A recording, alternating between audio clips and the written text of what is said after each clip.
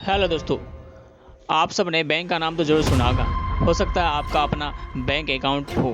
आप वहाँ पैसा जमा करते हैं, निकालते हैं, ऑनलाइन पेमेंट्स करते हैं। लेकिन क्या आपने कभी सोचा है कि ये बैंक असल में काम कैसे करता है? ये आपके पैसों का करते क्या है और ये पैसे कैसे कमाते हैं? आज हम इसी सवाल का जवाब जानेंगे।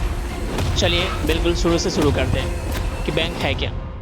एक बैंक सीधे शब्दों में एक फाइनेंशियल इंस्टीट्यूशन है। मतलब एक ऐसी संस्था है जहां लोग अपना पैसा सुरक्षित रख सकते हैं और ज़रूरत पड़ने पर वो कर्ज ले सकते हैं। बैंक का सबसे पहला और ज़रूरी काम होता है डिपॉजिट एक्सेप्ट करना, यानी अपने कस्टमर से पैसा जमा करना। लोग बैंक में अपने बचाए हुए पैसे जमा करता है। ये पैसा सेविंग अकाउंट में हो सकता है, करंट अकाउंट में हो सकता है, या फिर फिक्स डिपॉजिट में, या फिर रिकरिंग डिपॉजिट में हो सकता है। लोग बैंक में पैसा क्यों जमा करते हैं? इसके कई कारण हैं। पहला कि बैंक में पैसा घर पर रखने से ज़्यादा सुरक्षित रहता है और बैंक आपके जमा किए हुए पैसों पर कुछ ब्याज देता है, जिससे आपके पैसा धीरे धीरे बढ़ता है। फिर क्या कि बैंक अकाउंट होने से पैसों का लेन देन करना आसान हो जाता है। अब बैंक इस जमा किए हुए पैसों का क्या करता है? क्या वो बस यूज लॉकर में बंद करके रखता है? नहीं, बैंक का दूसरा मुख्य काम है लोन देना, यानी कर्ज देना। जिन लोगों को पैसों की ज़रूरत होती है, जैसे किसी को घर खरीदने की, गाड़ी खरीदने की, बिजनेस शुरू करने की, तो ये क्या करते हैं, उनको लोन देते हैं।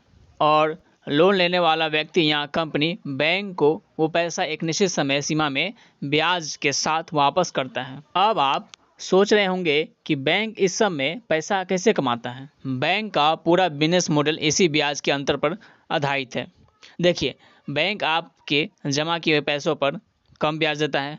जैसे सेविंग अकाउंट पर हो सकता है 3% या 4% मिले, और जिन लोगों को वो पैसा लोन के रूप में देता है उनसे वो ज़्यादा ब्याज लेता है। जैसे होम लोन पर 8 से 10%, पर्सनल लोन पर इससे ज़्यादा लेता है, लगभग 12 से 15%। ये जो ब्याज का अंतर है, यानी लोन से ज़्यादा कमाया गया ब्याज और डिपॉजिट पर दिया गया कम ब्याज, यही बैंक का मुख्य प्रॉफिट है। मान लीजिए बैंक ने आपसे 100 रुपया जमा करवाया और आपको साल का 4% ब्याज दिया, यानी 4 रुपया। अब यही 100 रुपया बैंक ने किसी को लोन के रूप में दिया और उससे वो साल का 9% ब्याज लिया, यानी 9 रुपया लिया। तो बैंक ने कमाया 9 रुपया और आपको दिया कितने रुपया? 4 रुपया।